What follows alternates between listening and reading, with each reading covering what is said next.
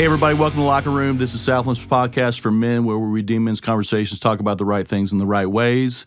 My name is Scott Hatfield, and I appreciate you checking out Locker Room. We're in this series. We'll be in this series for a while, 2 words, where we're just taking a deep dive, looking at some specific things, and in the effort to have a good conversation that will drive men to walk closer to Jesus, live in community with other guys, and strive to live on mission. And so our hope that these podcasts would encourage you personally, but not just that you would actually move to a place where you're actually talking to other guys, and whether that's a locker room group or sharing something with your son or son-in-law, your family, maybe even conversations with your wife or some guys that you connect with, or even guys that may even be wrestling with Jesus and Christianity. And before we get into our topic today, I'm trying to make sure that we let our church know about some global things that are coming up, and this is a big one. It's called Meal Pack, and it's March 17th and 18th, all 5 campuses. It's 2 days, and we pack 1 million meals. It's incredible. We've been doing this for quite a while, and it's really neat. We partner with Lifeline Christian Mission. We'll take 2 days, all 5 campuses, multiple sessions to pack meals that either go to Haiti or Hondurus or Ecuador or Guatemala or even some countries in Africa. And so you can imagine there's a lot of effort in all this. And if you've never done it, you really do need to check it out. And if you're a guy that's just trying to figure out where would be a good step to maybe even just get to know some people, this would be a great one. There are lots of ways where you can do that. There are tables where, it's just a lot of fun. And what most people don't know is actually it's one of the most evangelistic things that we do, because there's a lot of people in our community that go, hey, I'm all for packing meals. I may not agree with everything that we do or whatever, but we're like, yeah, the doors are open, come. And so we have sports teams, college sports teams, groups from different companies here. They'll jump in and partner with us, and they get a chance to rub shoulders with our people. And so it's really, really cool. So if you're interested in doing that, you should jump on it pretty quick. You can register by going to southland.church/mealpack. You can register there. If you are interested in doing maybe even some runner stuff or heavy lifting stuff, you can email us at lockerroom at southland.church. You can do that, and then we can definitely get you on there. But you could actually, and the cool thing about this, if you're 5 and up, then you can be a part of it. So if you have a family and you want to bring your family, then that's awesome too. And we have certain times for childcare in the mornings. I think it's 9 and 11, those sessions. You can check those out, but you'll have to register your kid if you need childcare, but just register. You can get a whole table if you know the people that are going to do this with you. So that's the announcement. That's that piece. I'm excited about this guest. He and I have worked together here for a long time. I've been here 3 times. He's never wavered. He's a guy that has been just consistent. He's a guy that I've known for a long time, but I've really gotten to know you over the last 3 years, and it's been really, really cool to get to spend time with you, talk ministry, dream, wrestle with strategy, and all those things. And I've really appreciated you, even in this shift in my world. One of those key conversations was with you, and so I really appreciate that. Our guest is, all right, here's some things. Ready? All right. Michigan Wolverine football fan. True. Michigan State basketball fan. Very true. Camping expert. I'd like to think so. I love camping. Yeah. All right. Okay. Loves hockey. Yes. All right. Big Buc-ee's fan here. Love Buc-ee's. Yeah. I'd never heard of Buc-ee's until you. All right. Musical genius. You won't say that. Disc golf athlete. Would you say that? There's a lot in that sentence. I do love disc golf. Yes. Okay. All right. And his name is Mike Vandy, is what we call him, Vandemark. So, dude, it's good to have you, man. Thanks, man. How was that intro? Did you like it? It was great. Mostly accurate. There's probably more things I could have added to it, but yours definitely has had the longest intro from the jump so far. Good. So, good.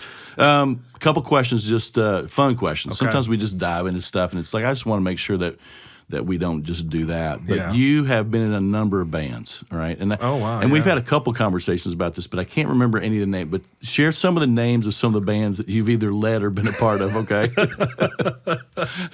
Oh, this is great. This is terrible. So my first band in middle school, we called ourselves the Latrines. The Latrines. Instead of Why? the Supremes. Because we're middle school boys, right? Yeah. Instead of the Supremes, you called yourself the Latrines. We're middle school boys. I love it. I'm sure my parents are real proud of that. Yeah, that's right. So in college, I started a band at Asbury, and I actually still have this band today. It's been off and on. We do weddings and stuff like that. It takes breaks over the time, and I think I might be the only original guy left. But we call ourselves Funk Seminary. Funk Seminary. Yeah. Okay. There was actually a William H Funk Seminary in I think Oldham County or somewhere. That we named after. So that was fun at Asbury. A bunch of white guys playing funk music. Yes. We got people in trouble for dancing, like up in the student union and stuff like that. Anyway, so then I was in a local band here, really proud of it, with 3 guys that were UK students called the Shewers. The Shewers, original music. Yeah. If you're into Christian music back in the late 90s, early 2000s, they were friends with the band Caedmon's Call. Yes. So I kind of had that acoustic Dave Matthews pop vibe thing. It wasn't a Christian band, but so we were in that band. I've been in a band called Big River with Jay Johnson. Big River. Old school Johnny Cash. Okay. Waylon Jennings, which I grew up hating all that, but when I started playing with those country music? Yeah, it just wasn't my thing. Okay. From Michigan. I mean, it's very blue-collar rock, know, AC/DC, that sort of thing. So I learned to love old outlaw country, though, with those guys. So we still play off and on once in a while. Have done some other things. And then I've got an online project called the Lexington Lab Band that's going pretty strong, which it's not really a band. It's more of a project where I try and connect local musicians together. And it's really cool. It's a really good opportunity for me to network musically with just our the local musicians here in town and a little bit outside of that. So there's been others in between. The other one that is still active is one called Nevermind, and it's 90s like alternative rock. Which was kind of my high school days, So again, my wife would roll her eyes and just say, you just haven't ever really grown up. I think it's awesome, man. I think it's so cool. So it's fun. Growing up, your favorite bands or artists were who? Growing up, well, my parents really only let me listen to Christian music early on, so Petra was huge. Petra, okay. But when I snuck around and started buying cassettes, at Walmart, and I'd walk to Walmart after school on Tuesday, I loved hair metal. So like Def Leppard and Poison and those bands were my middle school years. And then, of course, everything went to grunge, and I loved Pearl Jam and Stone Temple Pilots and stuff in high school. And then when I graduated high school, my college roommate just listened to Earth, Wind, and Fire and Steely Dan, and I was like, oh, this is actual music. And so I put all that rock and roll behind me for about 10 years and just listened to more of like jazz rock stuff. And so very eclectic. You like a lot of I do. Music. Yeah, I do. You talked about Sting to me. We were having a conversation. I was office a while back. Yeah. So it's funny I didn't mention that because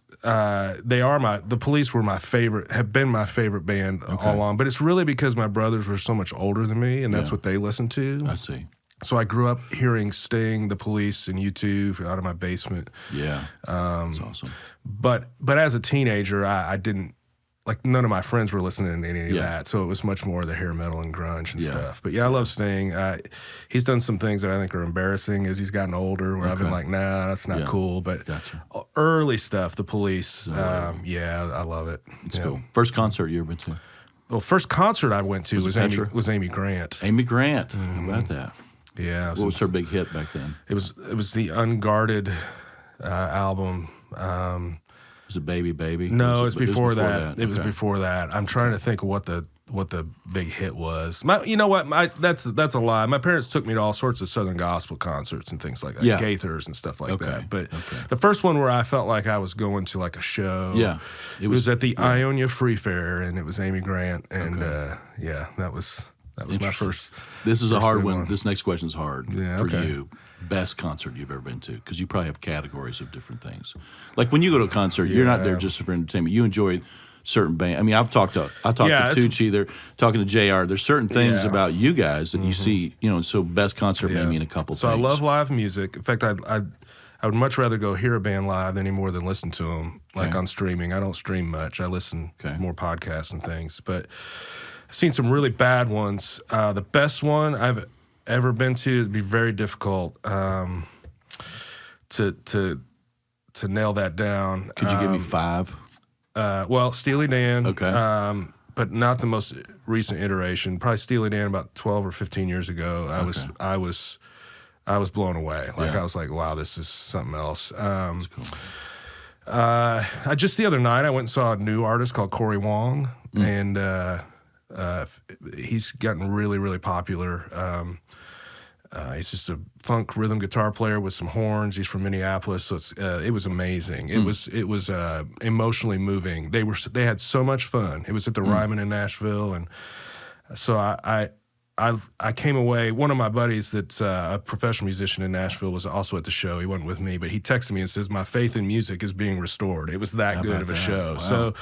So there's still some new artists coming out that I have loved seeing live, but Earth, Wind & Fire is always amazing live.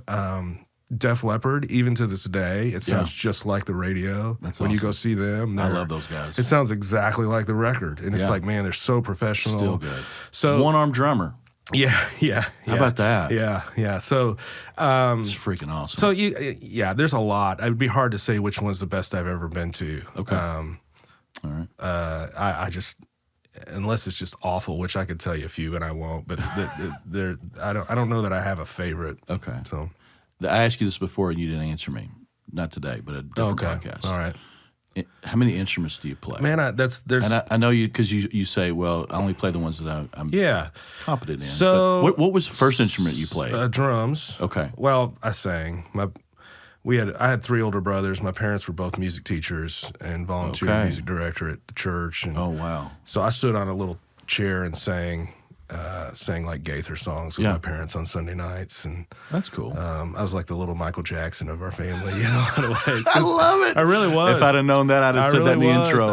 I'd be interested. Yeah. We probably have Super 8 footage of it somewhere, but I was 10 years behind my other brothers, and so I was kind of like the little mascot. They were Tito and so Marvin. I sang, but my oldest brother had drums in the house. Okay. I was telling people I feel bad for my mom because she had drums in the basement for 32 straight years. Wow. Because he was 14 when I was born, and he was playing from, age probably 8 or 9 or 10. Wow. And then I started playing. Years. So drums was my main instrument. But then in high school, all my friends, I had several friends that were great drummers, and so to be in bands, I was like, I'll learn how to play bass, or I'll sing. Did you go from drums to bass? Yeah, I started playing bass and guitar in high school. I always took piano, too. My parents made me take 13 years of piano lessons. Wow. But the answer to that question, if we're going to be serious, is I consider myself competent enough professionally on drums, bass, rhythm guitar, acoustic guitar, basically. Gotcha.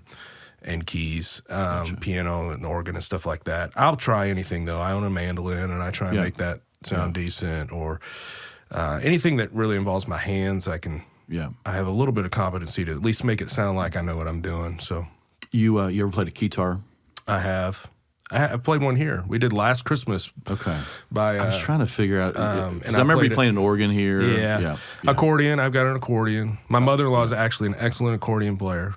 She can play marches, and it's really funny. That's cool. She's about 5'3" and big accordion. Yeah, it's great. So, all right, here's one last question. They're not that the rest of these are serious, you're good. But what's one thing that most people don't know about you? Oh man, I feel like this is where you cue the music. No, I feel like I'm an open book for most things. I wonder. Well, I'll tell you, most people think I'm very artistic and very creative because they see the outward expression of my musical things. Yeah. I'm actually not in my mind. I can do that, and probably my friends would say I don't say I'm creative enough, but I'm much more of a technician, a practitioner. Yeah, I put things together. Yeah. I try and combine those things. So what most people probably don't know is that my love of music, while I do love music, it actually grows and is intensified and really realized to its fullest potential when it's with other people. Yeah. I like the combination of people. Collaborating with people. My heartbeat with music, and really my job here, which has been great, is putting people together to accomplish something greater than what they can do. Yeah. So while it usually just expresses itself of, he loves music, or he loves to sing, or he loves to play, I do, but never really in isolation. Yeah. You don't find me at home playing the piano or guitar by myself ever. Yeah. I always want to do it with other people. That's cool. That may be a wrinkle that people wouldn't know. Yeah, that's neat. Your family. Tell us a little about that. I got a great family. Well, like I said, my parents were both music people. My dad was a public educator, and so a lot of my heartbeat of who I am comes from just the way he led. And I married to Leanne for almost 25 years. Awesome.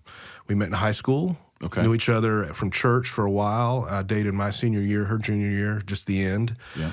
And then moved away and spent 4 years at 2 different colleges, about 4 hours apart from each other. We did. Cool. It was, touch and go, like it would be when you're that far away. But she was so good at studying and so concentrating on that she didn't get distracted by other boys. Yeah. And I think God just blessed me to not get distracted. And, we got married after she graduated. Waited quite a while to have kids, but now I've got Charlie is 18, almost 19, plays drums, getting ready to go to college. And then Anna is 15, going to be 16, and she's super artistic. She loves visual arts, mostly drawing, but she plays bass and piano and sings. Yeah, your family's pretty musical. And Leanne can sing and play a little piano, but she wouldn't want to. Did you put your kids through like piano lessons too? Like we required that early on, and I tried to stay out of it. Because I'm a real direct, intense personality in general, and my kids, how kids, they don't want to hear from you anyways, even if you're not. Yeah. And so I tried to just say, if they're in lessons, that's fine, but I'm not going to sit down with them and help them practice or get on them because I can just be too. Else. And and so they did that and they enjoyed it. But Charlie quickly in middle school really gravitated towards drums, and so we just kind of let him. Bow out of piano lessons and head towards drums. And then Anna, COVID actually stopped her lessons, and we realized she plays more when she's not taking lessons. She really just enjoys the flexibility and the creativity. So she'll sit down and play stuff on the piano a lot more than when she ever took lessons. So we moved her to bass lessons because she really likes jazz. So Anna plays with student ministry? She plays bass in student ministries. Okay. Has she played in church too? Weekends? Not yet? No. Charlie has. Charlie's played in church for a few years in student ministries too. And their dream would be to get their mom involved at some level, and that's get the Vandemark. I just don't know what's going to happen. So that's funny. Yeah. Little traveling band. You did grow up in church. How did you come to know the Lord? What was that? What was that like for you? Obviously, your parents were very involved. Super involved. My grandfather was a United Methodist minister. So old school that he had 2 or 3 churches at a time out in the country. He would preach and drive and preach and drive and preach and drive. And I was able to take a trip with my grandma after he passed, where I took some footage and we just visited a lot of these little country churches in Michigan where he had ministered and put it together. It's really, really cool. So I have a history of it. My dad's parents were also strong believers in their little town. And again, my dad was always the volunteer music leader. So we didn't call them worship leaders, but he was song leader. But he did every weekend for church.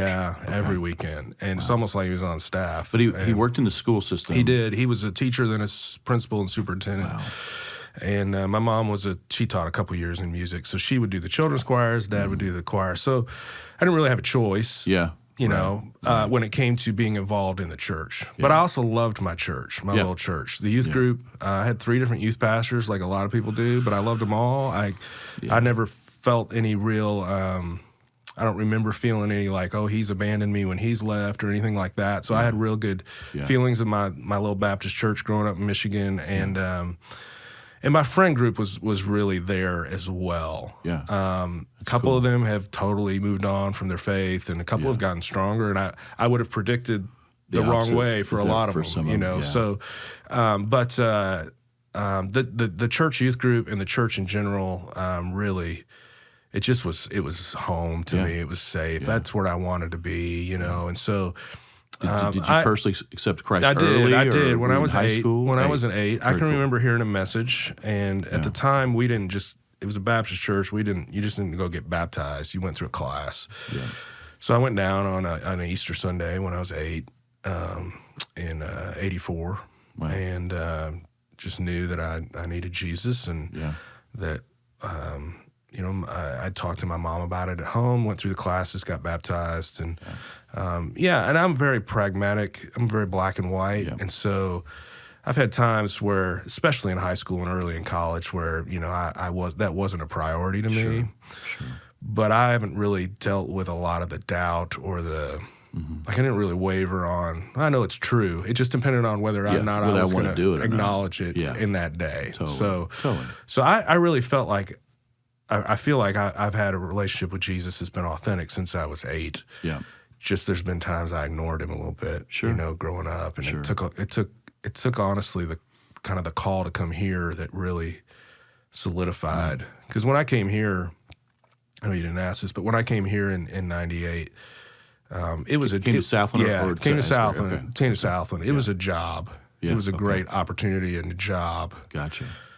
To do something at church, which I love church and I love Jesus, but I don't know that I approached it I know I didn't. I didn't approach it as, hey, God's calling me to a ministry position. And I was going to ask you that. So you've got music in your background. It's in your life. Mm-hmm. Did someone say something to you about just what they saw in you? Did you feel a prompting? Did you just go, I'm not really sure. I just know it's going to be music. You know? So like, well, it's not.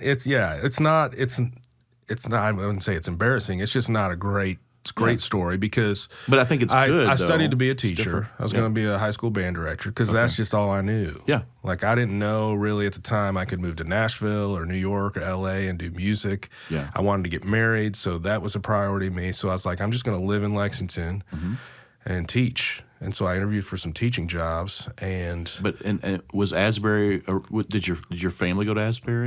Yeah, I had some aunts and uncles that went there, and of course my grandpa being in the Methodist Church, that was kind of my oldest brother went there too. So that's kind of I got scholarship money and thought it'd be a good place to go, and so it had a great education department, and so I was teed up to go teach public school or marching band, all that sort of stuff. Mm-hmm. Did my student teaching, didn't really love it.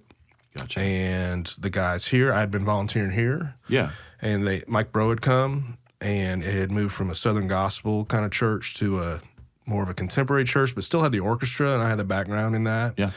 So I could come in and do kind of the rock and roll thing and also the orchestral thing. Yeah. And so on my honeymoon, before cell phones, they called my parents' house in Michigan and said, hey, we think we have an opportunity to hire him.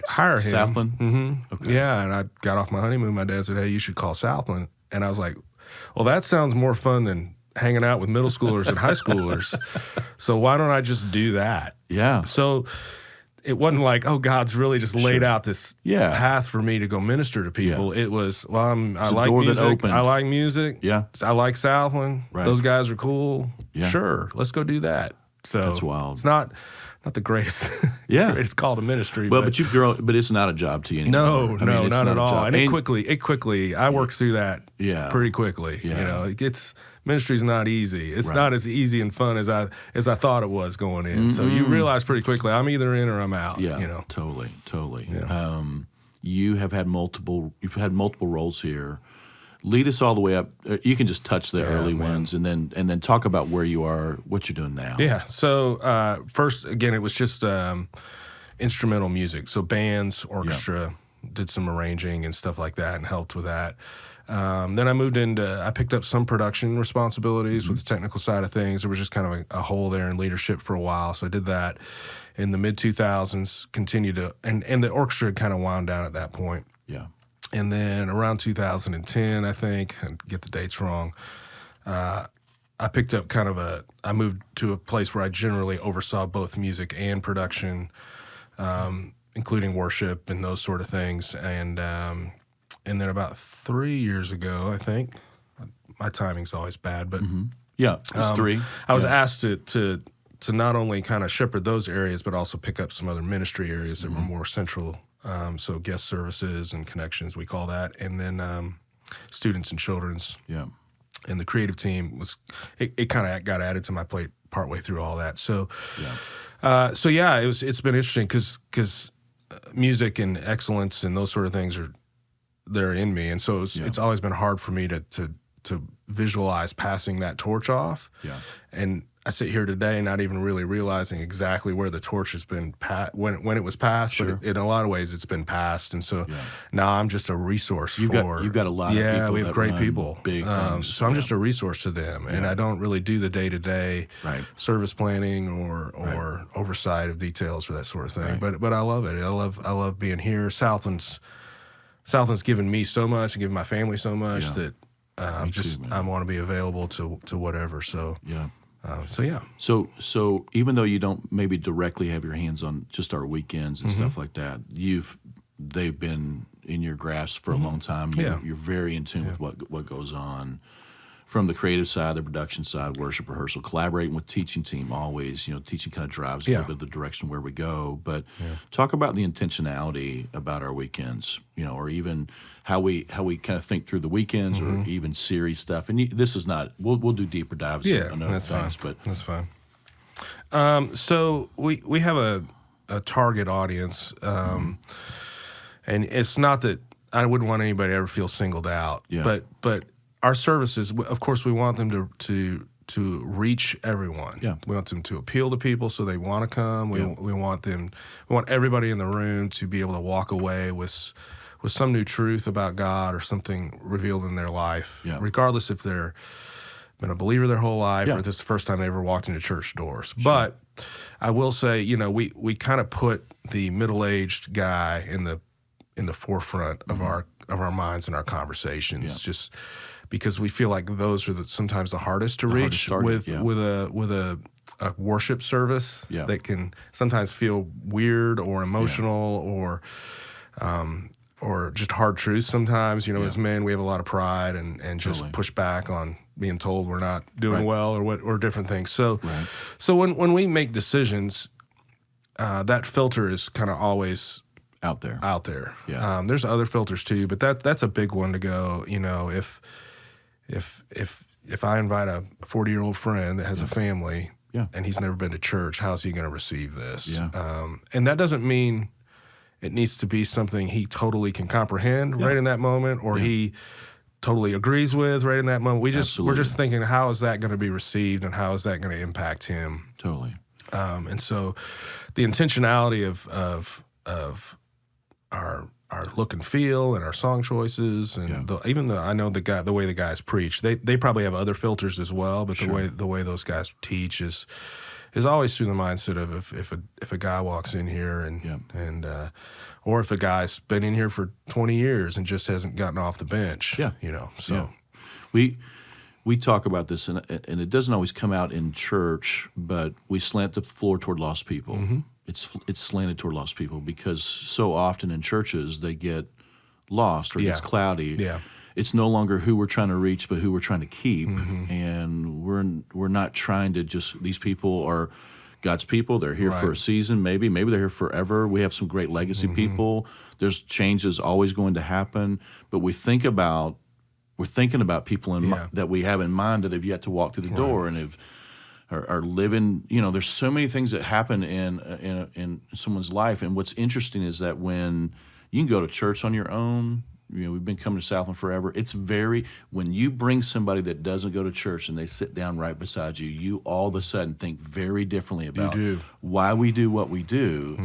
And you realize you're hoping that this is a partnership, and really part of what we're trying to do is we really are trying to partner with our people to reach their people, and whether their people's in college or whether they've got, I finally got my husband here, or my dad has been through all this stuff. I mean, all those things. And so talk a little bit about that. Yeah, so I think I may be getting too far ahead, but I think a huge part of leading worship or being on stage or planning a service, you have to have empathy or an understanding of the people in the room. Totally. And so it's not that we don't give weight to people's opinions or ideas, but if they're not actively, if they don't have that experience, if they're not looking out as they're on stage and seeing stories or feeling that, these are people. They have a hard time. Faces, names, stories. They have a hard time really making decisions that are as impactful as maybe they could be. Yeah. So when you know somebody's story and you're leading them in worship,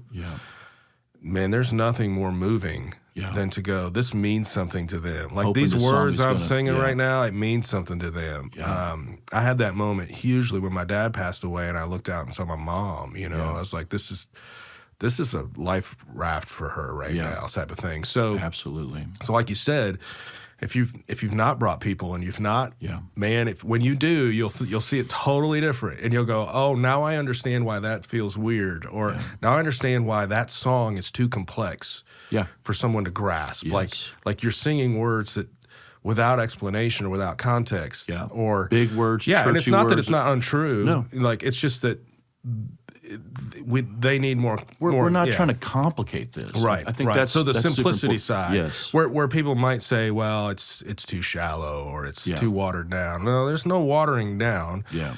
Is it understandable? Yeah. Through that filter. Yes. That doesn't mean that that's the only filter, but it's a high priority filter for us to go. Yeah. If you're bringing somebody with you, how much are they going to at least understand what they're seeing? Yeah, or hearing? We can't make or coerce, right. But everybody has a right to understand and know and make a decision for themselves as it relates to Jesus, what it means to follow Him. Mm-hmm. You kind of alluded to this. This is where I was going. Mega churches are soft. These are the misconceptions. Yeah. They're soft. They're watering down the Bible. They're not teaching truth. Only talk about grace. It's a show, big production. Yeah.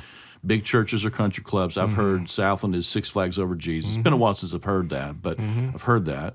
And then I've even had people ask me when they find out I work at this church. They're like, "Hey, is your church, is it evangelistic or is it discipleship oriented?" I'm like, "It's both." Yes. Is your church attractional or is it missional? I'm yes. Like, yes. Jesus was both of those things. But do you get those experiences too with people? Do you get people say that? I mean, is there any other response that you give to people as well as it relates to that? Because I think sometimes big is confusing, and in some ways we like big. You know, we'll go to Rupp Arena. Yeah, we'll go to. Yeah, I was going to say we'll go to Sam's. You know. Yeah. Sorry, I was processing it, so I wasn't looking down to ignore you, but I was processing it because I actually have a couple relationships with some guys that are involved in smaller churches. Yeah. One is more of a house church idea.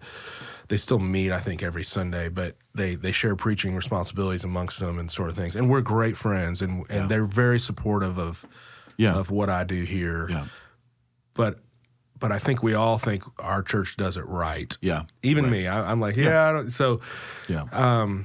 And so their thing, they would want to talk about discipleship and evangelism and that sort of thing, and lean more on the personal discipleship part, and then evangelism would just flow out naturally. You hope so, but that isn't always the case. But yes. Right. And where we would say, you know, I've heard it said around here. I want to say it as well as I can, but I won't quote the person because if I say it wrong. But like, a serving church is evangelistic. Yeah. Like, show me a church that serves, and I'll show you what evangelism is. Absolutely.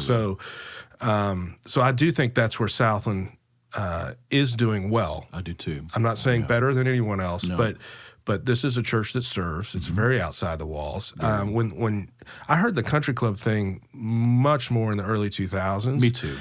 And every time that I would hear that, it would be with people that were just beginning to have a relationship with me. And by the time, 6 months to a year in, they're like, "Hey man, everybody you've introduced me to that's around South, and they're nothing like what I thought." Mm-mm. So when I hear that, I say, I'll show you a person that doesn't know anybody from South. Yeah. Right? Like, if you say that just means you don't know anybody.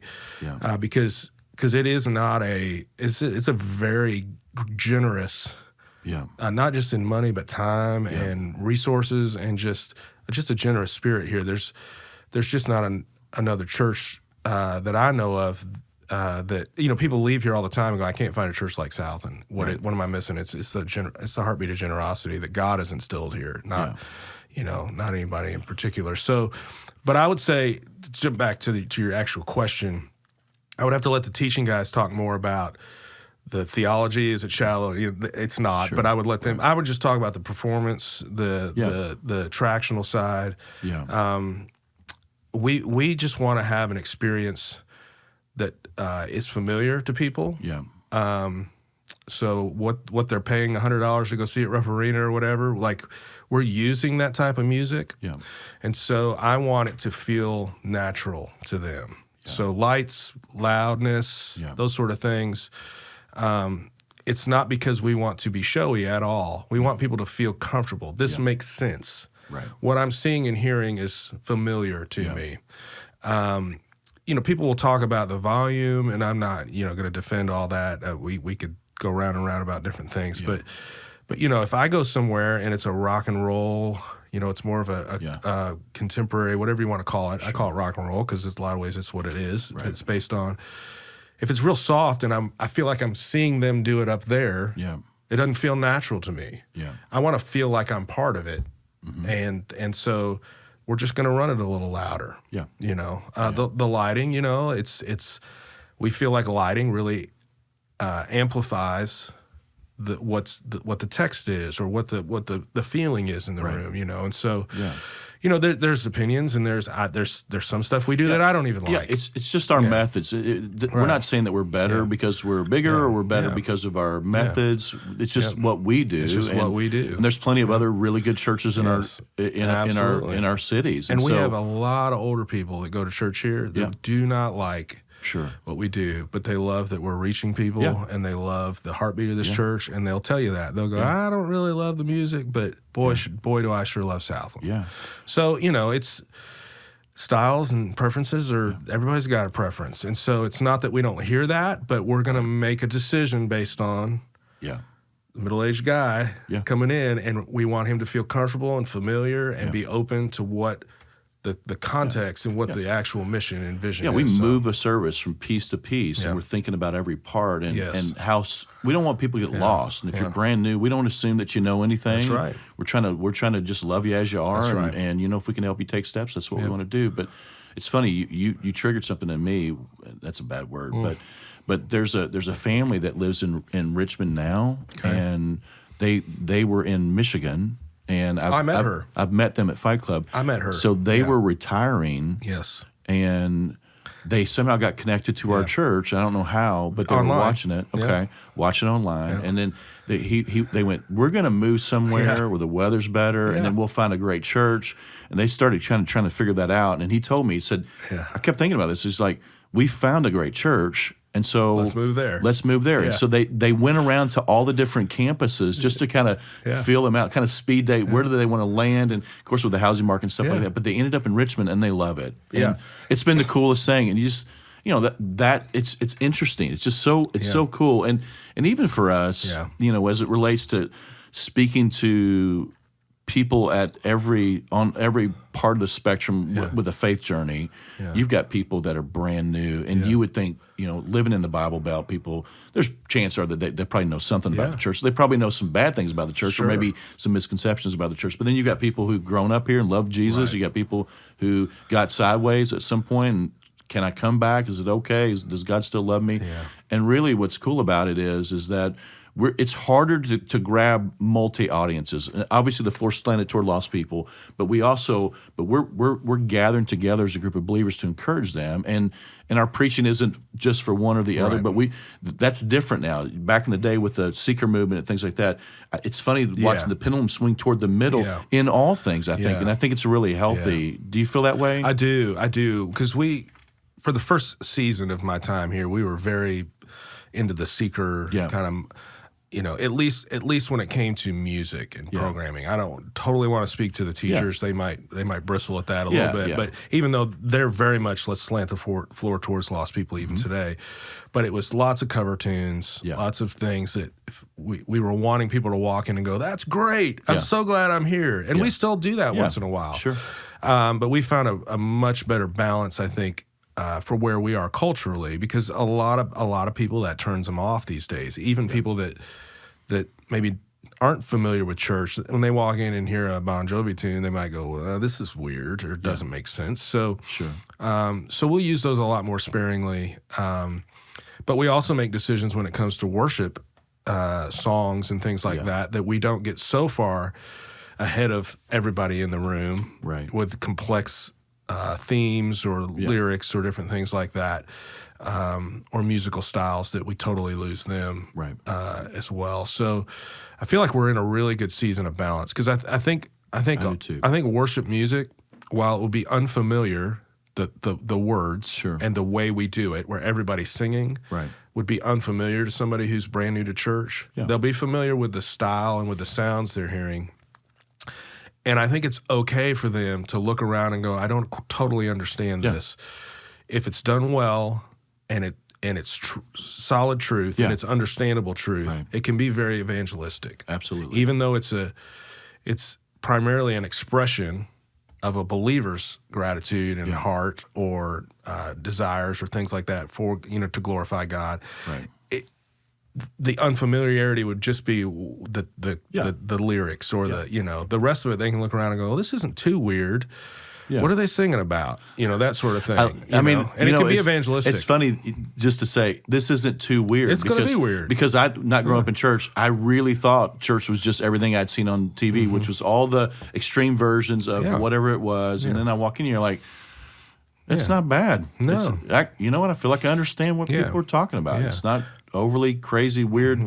Christianese or whatever it is. Yeah. But there's a fine line though, there is. Because as a leader, or you can quickly move over that line to where if you're not putting the people in the room, if you're not consciously thinking about them and how you're leading them in worship, and it just becomes such a personal moment. It can quickly get weird for people. They can go, "What's that guy doing? Why isn't he paying any attention to me? Like what's the deal?"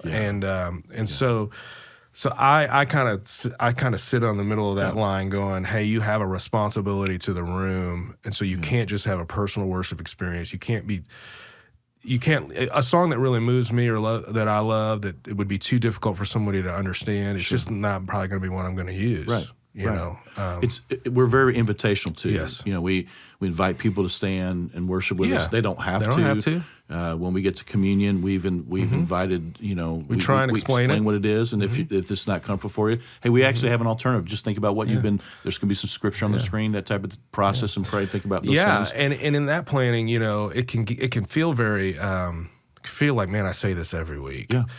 But there's new people every week. And so when we say, hey, we're going to sing a few songs. Yeah. This is how we start out our services. That's an intentional decision. Yeah. So that if you're new, you realize, I at least know what's coming. Yeah. Absolutely. So we're going to ask you to stand up, and if you're comfortable saying, giving them permission just to observe even. Yeah. But then at least they know what's coming, and they're not going, what's next, that sort of thing. So it can feel very rote and very like, man, we just said the same thing every week. And it's like, we're going to say the same thing every week because new people are here every week. And they come from so many different places. We talk about this a lot in Lead Team, just with the worldview stuff that's going on, the spiraling of where truth is going or where it's gone. People who've had church hurt, people that just are going, whether it's a coexist mindset or live your own truth. And so we're not here to attack them. No. We're here to invite them into something, to go, hey, listen, I think we found something that you should investigate and struggle with because it matters, and I think that's so. We're not just trying to jam things down people's, but there's biblical worldview stuff that we're gonna, whether we sing it or whether we're talking about it or whether these guys preach on it, whether we show videos and things like that, things that we don't take ourselves too seriously, but we take God really seriously. But worship, and so we kind of mentioned this, and so worship in general, and then we'll talk corporate worship. Worship is really a response, to who God is and what He's done. And dig that out a little bit, because I know that's been an area personally for you, but also in what you do and how you shape that with our people and with your teams and stuff like that. Yeah. So the cliche thing to say is, worship is a lifestyle. Yeah. And it is. And I think if you dig into instances in the Bible where it talks about worship and different things, there's always, to me, there seems to be a theme that there's always a form of service or sacrifice involved in it. Very rarely, in the Psalms, it says all sorts of things: sing, kneel, bow. A response. There are responses, but it's not always musical. Yeah, right. I know. And people think worship's just music. They do, but to say it's just a lifestyle can also seem to just be like, well, if you don't do it 24/7, what? Even though it is to me, it's how are you? What are you prioritizing? Sure. So Scott said this a few weeks ago. Everybody worships something. Yep. You may think you don't, but you do. Yep. Everybody worships something, and so it's what are you prioritizing, and what is the response out of that? Right. So again, not to be cliche, but it can be opening the door for someone, or meeting somebody's need, or doing your job to the best of your ability, or making the right decisions based on character and integrity, or it can mean expressing yourself in singing your gratitude or your hopes or your fears, or it can be in prayer, it can be in how you manage your finances, it can be all those things. Everything. And so again, I said a little bit earlier in coming to Christ, I'm very black and white, pragmatic. So I tend to not be one of those guys that goes, hey, looking at the room, they're really engaged in worship today because they're all really singing. And I'm like, no, that's not a very good barometer for me. I'm not saying that that it's not something that you should weigh as to whether or not the service was impactful. I don't want to use the word successful. I almost used that, but that's not the right word. Whether it was an engaging experience, it's not always how much they sing. Right. Sometimes you just can't tell. And so for me, it's going, and I just want to make sure that people understand that honestly, service and gratitude, for me, those are the true, the two, excuse me, not true, but those are the two things to me that speak to me going, I really feel like that person has a priority on worshiping God, giving him glory and honor through their acts of service and through their gratitude. That's for me, that's when I feel like I'm the best at expressing to God is through gratitude. Like I feel like that's when God hopefully is the most pleased with me, because I'm going, man, I don't want to forget what he's done for me. Totally. And I want to be hopeful and be thankful ahead of what he's going to do for me. So how I express that, sometimes it's singing, sometimes it's sitting down and having a conversation with my mom, or different things, and just expressing to her, making a call to somebody that that God maybe prompted you with, you thought about, I wonder how they're doing. I mean, I think we just make it so narrow. It's really not that. It's not. And as a guy, speaking to guys on your podcast, I would just want to say, your entryway into this lifestyle of worship probably isn't going to be singing, and it's okay. Totally, we're okay with that. We want you just open and aware, and just dealing with what you're experiencing, whether you're standing in church and you're seeing the words. I just want to know. I just want you checked in. I don't need you to raise your hands, or I would love that. It's very encouraging to me if I'm on stage and I see a guy, or you see a band member singing, playing guitar. That's hugely impactful. But I'm also okay with a guy with his arms crossed if he's checked in. If he's, and when you say, but I don't know that. But I mean, just with his mind and with his heart and with his, is he aware of what's going on, and is he processing that? I don't know that. So there's a lot of days I have to go away and go, I sure hope everybody was checked in today. I think we tend to grade people, and guys can come in and go, hey, this is not my thing, or I'm not used to it, or I'm not comfortable with it yet. And so what they do is they go, well, I'm JV because hands are going to be in my pocket, and I may even, I may clap afterwards, or I may sing a little bit, or I may not, versus the person whose arms are raised, or they're kneeling, or whatever, eyes are closed, whatever that is. And so, I mean, those things, we can do all of those things, but just because your hands are out of your pocket doesn't make you a better worshiper, or you love Jesus more, or any of those things. I think there's a lot of that people can go, gosh, and that's a bridge can be too far for guys, where they go, I just don't know if I'm ever going to do that. Well, you might, or you might not. But and I'm always encouraged to say, hey, read about what it means to raise your hands. Why do we do that, or why do you close your? I mean, the way that we do our services, into some of the methodology stuff. The reason it's loud is because we like it loud. It's our method. In fact, it's funny, in the Psalms, it doesn't always say sing something sweetly. It says loudly, And in some ways, again, what people are more comfortable with when they go to different settings, it is loud. And for someone who doesn't have a great voice, who I'm not going to sound like so many people that we're helping you out. I mean, dude, it's great. I mean, I was telling you about this. I was on the front row in Lexington this past weekend, and at the end of the service, we were singing a great song, and I just happened to notice one of the prayer team people, they kind of camped out almost where you are to me, and I thought, crap, I gotta tone it down. And then she slid over a little bit, and then it was fine. But I've been walking with Jesus since I was 17, and I really am not ashamed of him. But I also don't want to be blaring. I don't want to be the distraction for somebody else. And so I love that. I love it dark because that's there's not there. Then we don't want it on the attention on you. It's not on me. It's not on people out there. I think that's really, really helpful. But with guys, I think there's an emotional side of it that I think too, or they think women, this is just for women, and so it's funny because not that there's a characteristics style or certain stigma toward a worship leader, but you're very heady and you're very practical and pragmatic. And so talk about that, because I think, again, it's a little bit of what you were saying about being engaged.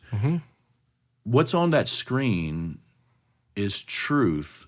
It's character attributes about who God is, or what he's promising that he's going to do, or the hope that we have in him, or who we are because of him.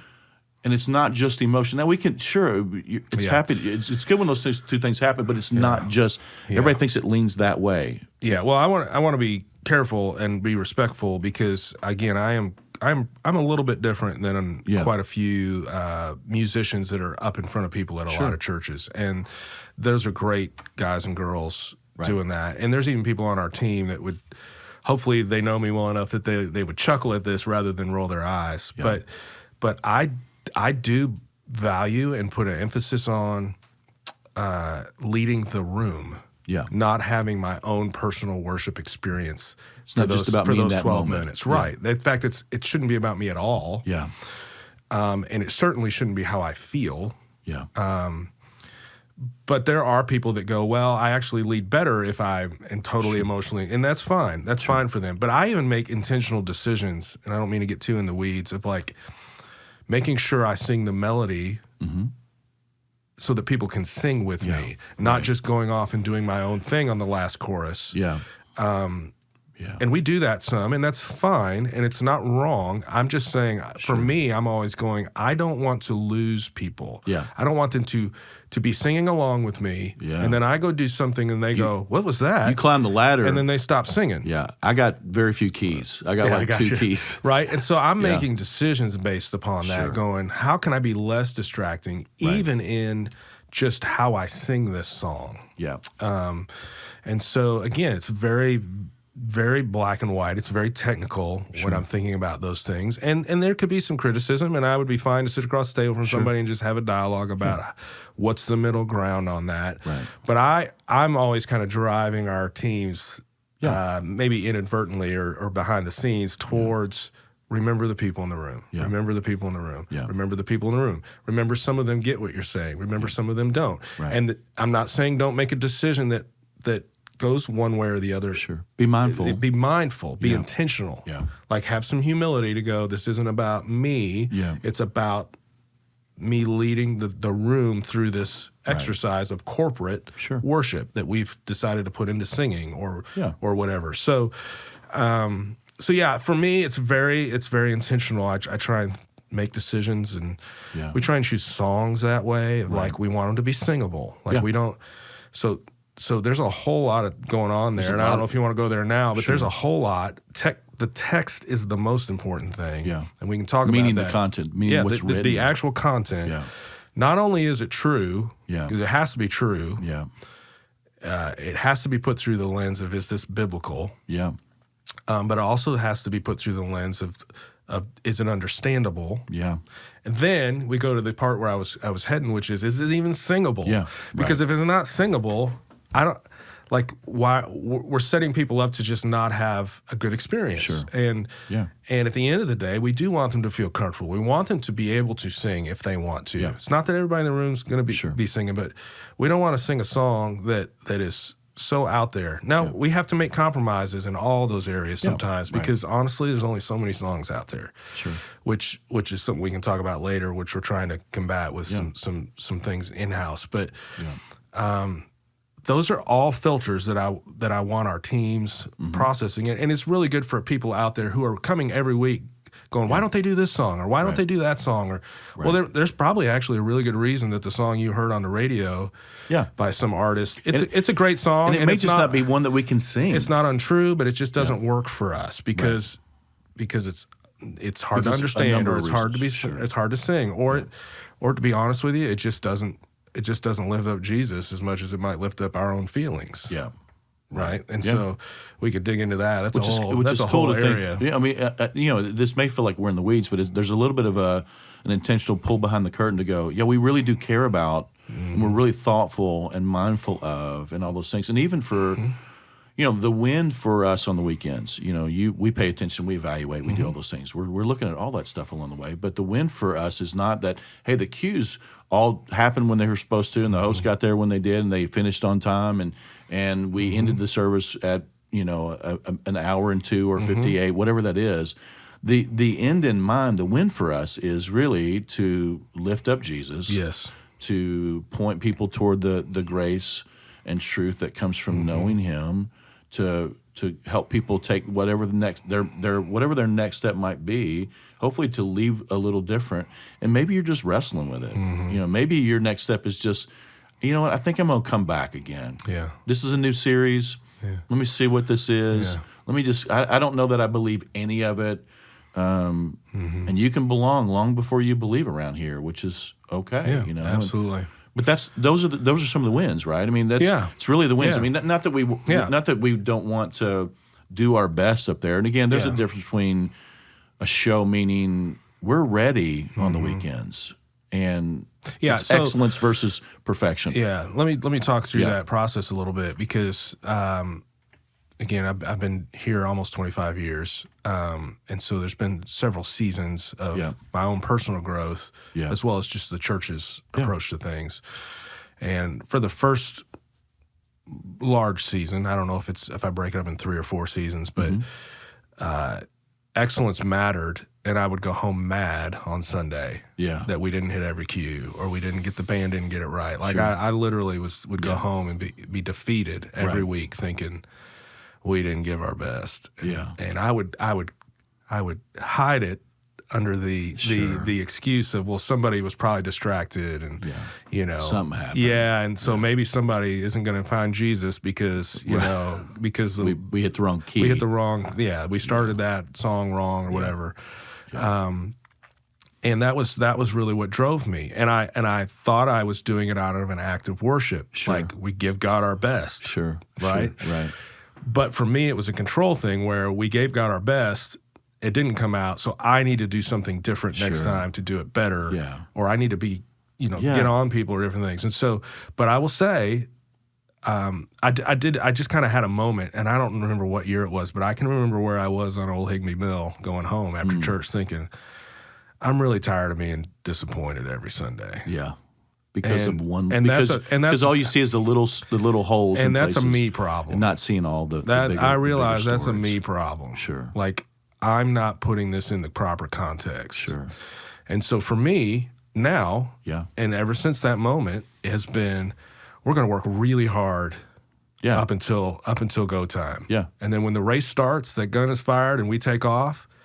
I'm gonna leave it to the Lord. Everybody's worked hard. Totally. Nobody's not giving their best.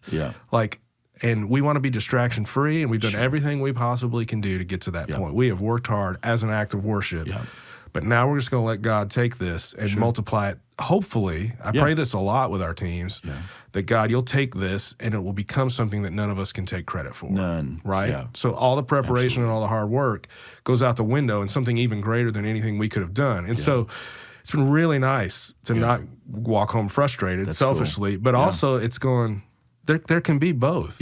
Hard work, preparation, there's a tension details, to that we all just have that. to manage. Like do all that, then let the Holy Spirit guide you if he needs to differently. But it's okay for a church to be organized or a service to be organized. The Holy Spirit works during the week, absolutely. Right? I mean, He's in you. Not just Sunday. He's in you. I think people get lost in that. And I do appreciate your effort toward this. And whether it's not even just in our weekends, it's about what we're doing with students, what we're doing with children, all those things. Those things, we should care about those things. And you know what? It's okay for us to evaluate. But at the end of the day, all we're going to do is bring this to the Lord as a sacrifice. That's right. And we're trusting that He's going to take the foolishness of preaching and our feeble efforts in the way that we serve. It's a God. It's to say it pretty harshly, I had a God complex for a lot of years, that I'm the one that has to get this across the finish line.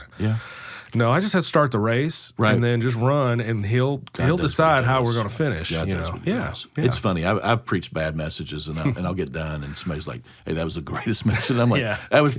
I'm sitting there going, "Unbelievable!" And it's just like, God does what He does, and there's things that they say that you said and you never said. I mean, it's just the Spirit's working in people's lives. It's great. You talked about being choosy in our worship, and you kind of really talked about some of those things. We do all worships and at every campus, and we also do, nights, and then we do a big worship night in the summer. That's been our rhythm in the last like 5 or 6 years. Yeah. Why do we do them? And for people who've never taken a step, maybe to go. Yeah. So again, so we've talked a lot about being pragmatic and worship being a lifestyle. There is something really unique and special. Yeah. And music is something that God created. There's nothing like it. And there's nothing like it when you connect your heart with your voice, and your life experience, and what you're going through. Yeah. So while I would say to men, it's okay to come in and just check in mentally and not maybe physically be expressive, those worship nights are an opportunity to begin to connect your heart, like the emotional and spiritual side of it, with a physical expression, whether it be singing or not. I'm not here to deny that when we sing together and we sing truth about who Jesus is and what he's done and what he's going to do, and even just praise him and exalt him and glorify him just in general terms, it's real. It's powerful. It's something that can't happen on your own. Doesn't mean when you worship on your own in your car or weed in the garden, it isn't powerful too. But there is something powerful about. It's like we're meant to do this. Yeah, it says, in Psalms, I didn't quote it, but it's good and it's pleasant for us to be in unity together and to express that. Totally. And so we do worship nights simply because that's an opportunity beyond Sunday morning to not get weird, but to be more expressive. Yeah. And man, people really are moved by them when they come. And so so we try and do that a couple times a semester because we're busy around here. Totally. And we could get into the whole wars of we need to be a worshiping church and we need to be a discipling church. No. We're going to try and provide opportunities for all these things, whether it be through groups or worship nights or Sunday services or service opportunities, the triangle. Yep. So that's a with Jesus opportunity, right? Yeah. In community. It's kind of that whole side of it. I don't know if I got the right side. But it may even lift us to go. It even helps with our mission. Yeah, helps us to live on mission. Absolutely. So we bring opportunities to provide vision there. This may be more for the filter's different for that. It's not going to be the unchurched guy that thinks this is weird, and that's okay. And so it gives our teams an opportunity to push into some of those what they would. I don't know if they'd say deeper, but more complex and more spirit-led worship, that sort of things. And then the summer one, man, I think it's just great. It's an opportunity for all the places just to come together. It's hot. It's so we cool. don't get a lot of those to where all campuses can just show up. And I know it's a drive for some, but it's just grown. We did it the first year, and I thought, well, we'll see if anybody comes, and then they just showed up, and it just keeps growing. So and we're doing that. We've got all worship, and we've got all worships happening. I think next week, right? Yeah, the 28th most places, and then the Sunday following, which I think is the 5th in Richmond. Okay. And then the summer one is in July. I don't know the exact date. It's at Moon Dance. I think we're going to do it at Moon Dance again. We've been doing it at the Lexington campus, but. There's something really unique and special about being off of one of our sites. It's neat. In do baptisms there sometimes too, which is cool. And so we're going to try Moon Dance again this year. So, couple personal questions for you. Away from all the methodology stuff now, why do you love leading worship? I mean, and you know what, you lead, I've seen you lead at every campus. I mean, I travel each weekend too, and obviously, it really matters to you, and even just the people that have now underneath you that are leading, they've taken a lot of their cues from the way that you lead, and so. But why do you love doing it? I mean, well, so it goes back to a little bit what people don't necessarily understand about me. The love and the passion is really the organization of volunteers and doing it with people. Yeah. I actually didn't lead worship here the first few years. Okay. It just wasn't. Again, it wasn't a calling. I I wouldn't say like I was born to be a worship pastor. Yeah. I feel like if I'm going to put it's hard for me to put that on it because I'm so literal. So if I say it, I feel like there's no room to wiggle. But if I was born to do something, it was to work with people. Yeah. And God gave me the gift of musicianship that has been the vehicle for that. It has not been the engine. It's been the vehicle. And I think a lot of people think that's the engine. Is the music. And it's not the engine. That's the vehicle for me. Yeah. The engine and where the rubber meets the road for me is organization of people. So, I mean, even in rehearsals, I feel like that my calling is being called out and you realize even really more than just standing on stage.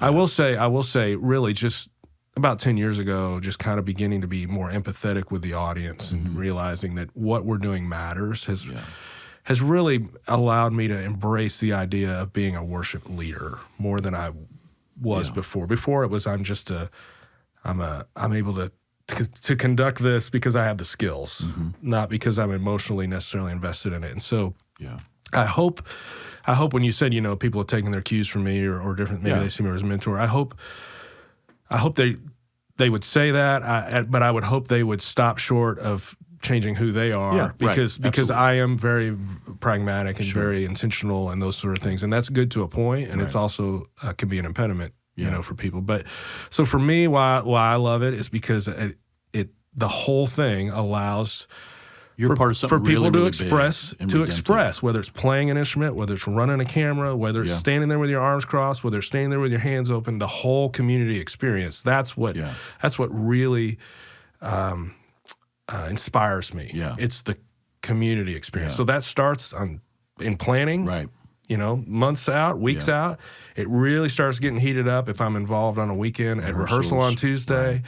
Right. Then our walkthroughs during the week where we're doing technical things, it's intensified. And then when we show up on Sunday morning and all the volunteers start coming in, to me, that's what fuels my desire for this to be amazing. As much as even for the people in the room, I want to see all the volunteers expressing and realizing their gifts because then they're being evangelistic. Yeah. Because they're serving, So while it's great that we give a drummer an opportunity to play drums, and with really good equipment and all that, I would hope, and what drives me is that he sees this as an opportunity to serve others. Yeah.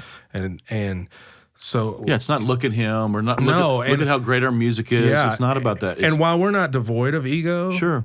I would feel really comfortable if you just laid out somehow, if there was a way to test, how you test your pool water, right? Sure. If you dip that stick in our pool water, I would feel very comfortable that the levels of ego and self-serving would come back so low. Why they do what they do. We just have a great culture that is not because of any specific person. I think the Lord has blessed this church with really talented people. An embarrassment of riches.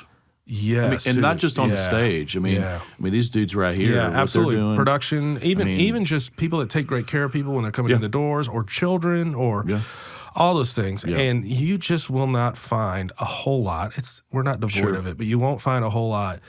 Well, they should do it my way because I want it done my way, or I didn't get enough recognition, there's a culture of it's amazing, serving. Yeah. There's a culture of Jesus is the hero in the story. There's a culture of we care about the people in the room. When I went to speak to your worship leaders back in the fall, one of the things Benji wanted me to talk about was just, would you just share some stories? Because I spend a lot of time pastorally with men, or I'd run care and all that kind of stuff at those times, and even with campus pastors, just getting these stories. But it really, you start kind of digging out. As I'm thinking about what I'm going to share with them, you start thinking about the people that have come through the doors that either have been basically spectators for 10 years, and then something triggers and they follow Jesus, or you've got people that just lost their mom or dad. You talked about your mom, and you're thinking about the person that someone's been praying for somebody for a long time. And I told the people in my life that invited me to church for 3.5 years no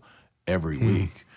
And somehow when that gets to a yes, and there are people that are coming that go, you know what, I've seen it on TV. I think it's, whatever. They have all these misconceptions. Or they're just giving you, I'm going to give you one chance, and anything that I don't like, I'm going to rationalize it away, And so, or you've got people, that I've worked with, I told them about this family in our church that lost their son to suicide. And they, I went over there like right after it happened with one of our other staff people, and it was heartbreaking, man. And And after about 3 hours of being with them, we prayed with them and left them be for the night. And then they said, "Hey, we want you to do the funeral." And I've gotten to know their story, and I didn't know them prior to that Friday, but I do. I'm preparing for this, and they said, "Hey, could we do a song in it?" And I said, "Yeah, absolutely." I said, "What song would you like to do?" And they said, "It's Reckless Love." And so I said, "Okay." I said, "Do you have that music? Do you want me to help you get that somewhere?" So we got the words on the screen or whatever. It was a legacy, and I do my first part introducing. There's somebody that came up that was a family member that talked for a little bit, and we're able to actually talk honestly about what went on and just the pain of that room. And then the fact is, there's plenty of us that really struggle with some of those things as well. And then I shifted toward the song, and I sit down and I'm just kind of I'm listening to the words, and I look up at the chorus, and I see him sitting with his hand. I mean, tears are running down his face. And he's got his hand around his wife, and she's got tears running down her face, and her arms are up, and she's on her knees. And they're singing about a never-ending love. Yeah, that doesn't stop even in tragedy. And I looked at those guys and said, "Hey, do you know where they learned that song? From us." Yeah. It's what's holding them together, man. I mean, it's what's anchoring them in the midst of the storm, and so it's super powerful, man. And just really grateful for what you guys do. Hey, let me jump in on that, because that's one thing I wanted to highlight at some point, and it kind of goes to what we're teaching people, like how we're using music, what we're doing, how we emotional, choose, man. Sorry, it's great. How we choose songs, how we like the intentionality behind it, and also it goes to the ego side of things. I want people to walk into church. And if I could tell them one thing and they just believe me, I want them to know when they look up on that stage, those people aren't there for themselves. That's first and foremost. Yeah. So much so that we've started writing our own music. Yeah. Because, as I said earlier, it's just hard to choose. There's just not great songs. There's a lot of songs. There's a lot of great music. There's a lot of truth, but sometimes complex. And there's a lot of songs that are just feel good. Yeah. Like it's very focused on self and how God has done something for me, and I'm going to express how I feel about it. Yeah. Well, that's not something everybody in the room can express. Right. It's not that it's untrue. Sure. But it's so self-centered that so we've just made a conscious decision that we're going to write our own music. And so whether or not people understand or know this, they're singing it almost every week. They're singing something that's been written here in the church. Which is a newer effort. It's a newer effort. Yeah. And we don't do a whole lot of promotion of it because it's really not about who wrote it or different things. I think it's important people know it's happening because I think there's a connection to it that's more authentic and real. But really the filter is it always has to point to Jesus. Yeah. So our lyrics and our text and our meanings and all those things, I can probably be frustrating to our team because I'll send it back and say, "Hey, that's great, but it doesn't turn the corner. Yeah, it's too much about how you feel, about how we feel, about how we express. No, at some point, I want to know what Jesus has done to drive you writing those lyrics. Yeah, that's good. So my hope and our team's hope is anything we express originally out of this place points directly and clearly to God the Father, God the Son, or the Holy Spirit. Yeah.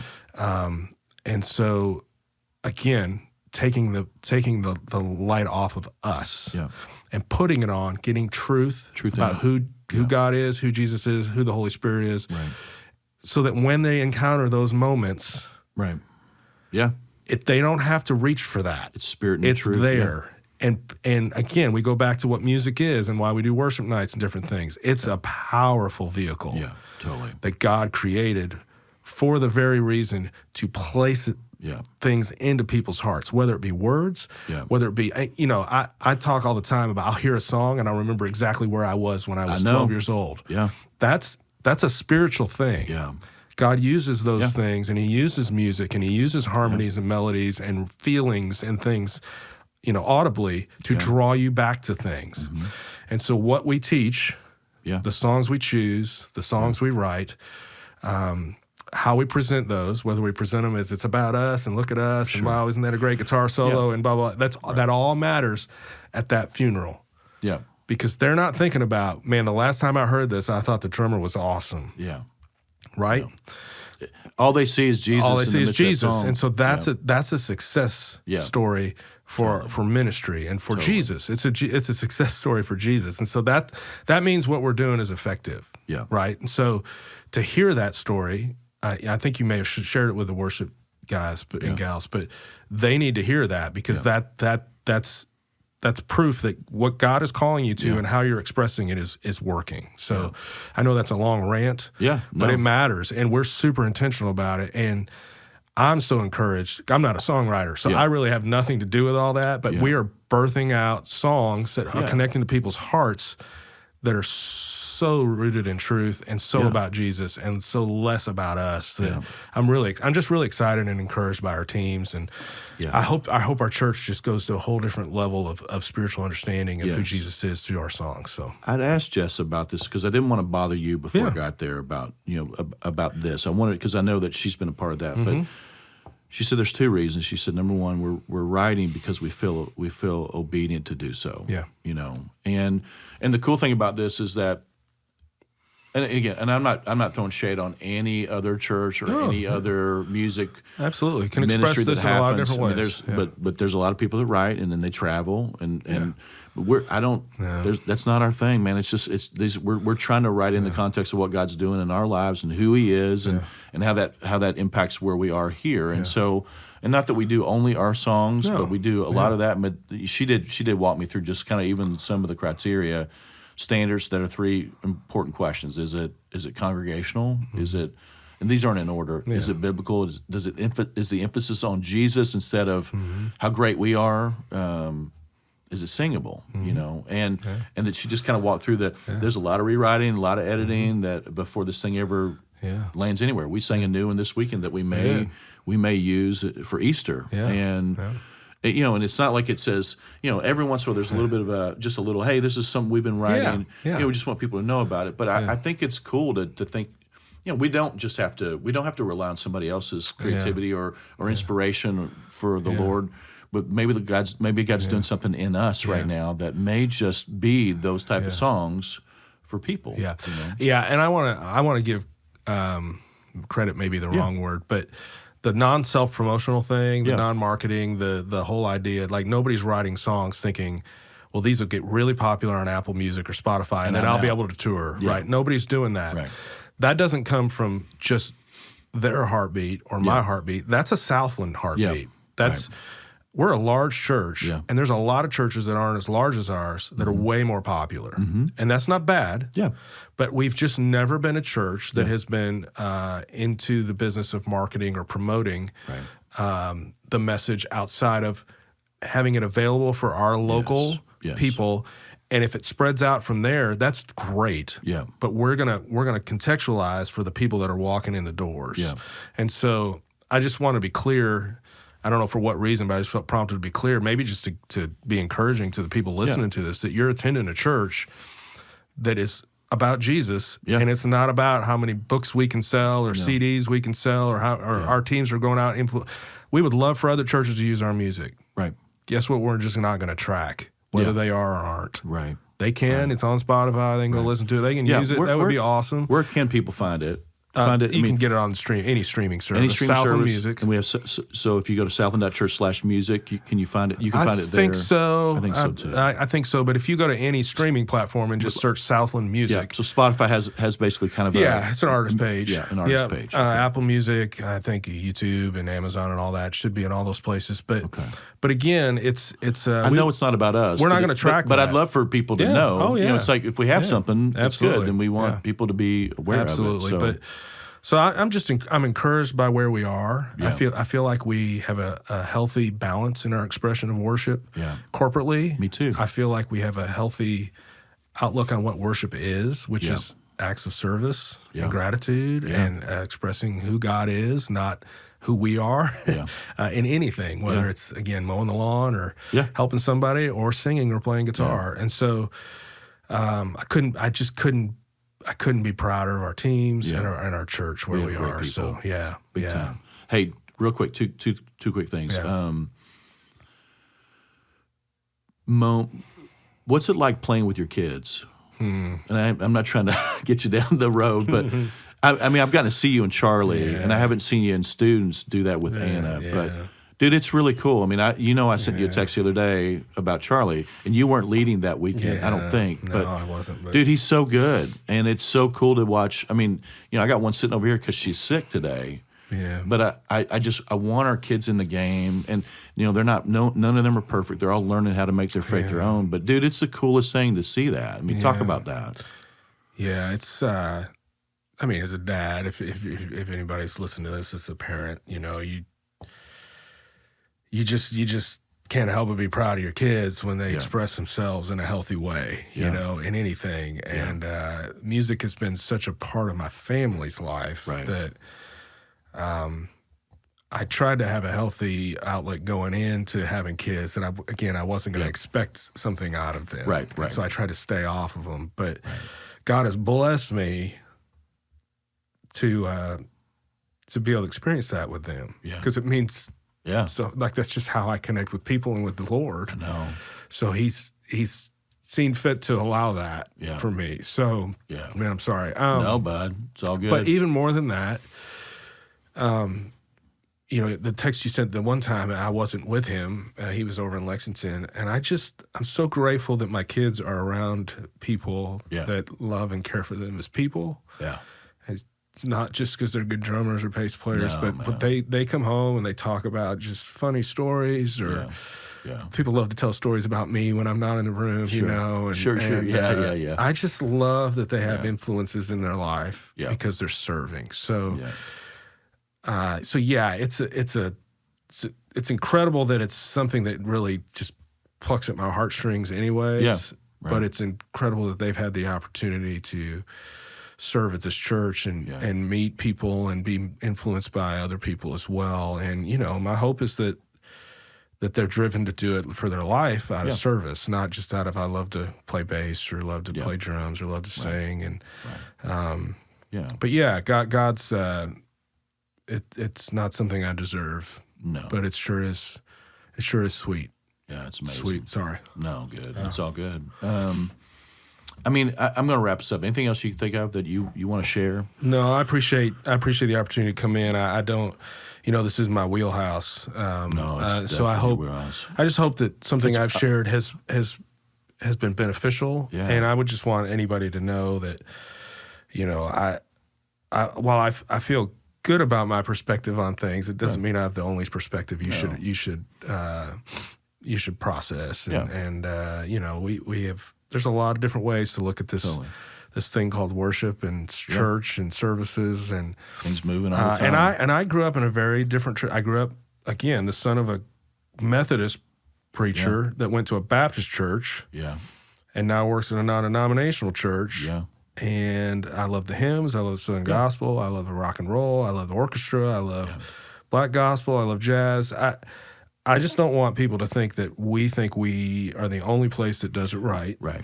But I do want you to know we're confident in what we feel like God's called us to, and the vehicle that we've chosen is one that we're going to make the best we can make it so that people can encounter Jesus. So it's a confidence and not an arrogance, I hope, on how we do church, because there's a lot of great churches in our town and in our state and in our all over the world that are doing great things that do them different than us. Right. And I know you can go and experience life-changing love of Jesus in any of those churches. Any type of venues. That's what I want them to know. Totally. No, it's good, man. Thank you, buddy. Yeah, I really appreciate you coming on board today. And, to talk about worshiping Jesus, I think wanting to get it narrow into corporate stuff, but also way broader into it's just, you mentioned Colossians. You were talking about that. It's like, whatever you do, in word or deed, we do it all in the name of the Lord. It's just our life. And so it's not whatever we think it is. It's broader and bigger, and it's just a neat thing to see you serve in the way that you do, and to know that it's, because I think there's some people that kind of can pigeonhole us and he just does this or he does this. It's like no, we're trying to build culture and help people move the mission forward, and we're about the triangle and everything that we do and all of that. So anyway, it's it's way bigger than songs. It's about our lives responding to who Jesus is and what He's done for us. And thanks for listening. Thanks for having me, and I appreciate what you're doing with this podcast. And I'm just so grateful there's something for men in our church to really dig into and to wrestle with. And I just hope people will wrestle with it. Maybe they'll approach Sunday mornings a little different. Maybe they'll approach their work a little different. Maybe they'll approach their families a little different. Absolutely. And see everything as a decision of, am I going to worship God today, or am I going to worship personal preference, their opinions, all those things. So thanks for giving us an opportunity to talk about it. Absolutely. If this podcast helped you, share it with a friend. If we can help you in any way, then feel free to reach out to us at Locker Room at Southland.Church. We'd love to hear from you. We'll continue next week with these 2 words. See you next time on Locker Room. Thanks, man. Yeah.